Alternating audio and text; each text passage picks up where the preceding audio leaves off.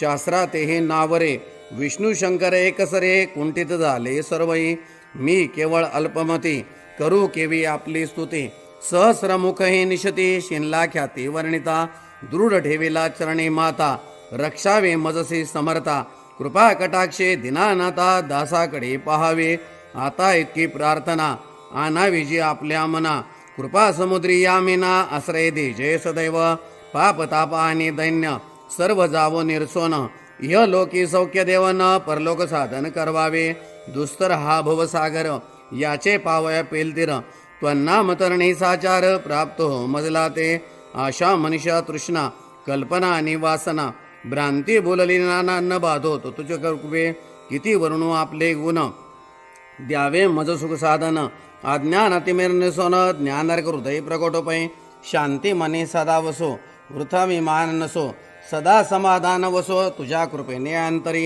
भव दुःखे हे निरसो तुझ्या भजने चित्त वसो वृथा विषयांची नसो वासना या मनाते सदा साधू समागम तुझे भजन उत्तम तेने होवा सुगम दुर्गम जो भोवंत व्यवहारी वर्तता न पडो भ्रांती चित्ता अंगीन यावी असत्यता सत्य विजयी सर्वदा आप्तपोरगाचे पोषण न्याय मार्गावलंबन इतके द्यावे वरदान कृपा करुणी समर्था असोन या संसारात प्राशीन तव नामामृत प्रपंच आणि परमार्थ तेने सुगम मज लागी करता आणि करविता तूच एक स्वामीनाथा माझी आठाई वार्ता मी पणाची नसेची गुरुर ब्रह्मा गुरुर विष्णू गुरुर देवो महेश्वरः गुरु साक्षात परब्रह्म तस्मै श्री गुरवे नमः श्री स्वामी समर्थ महाराज की जय.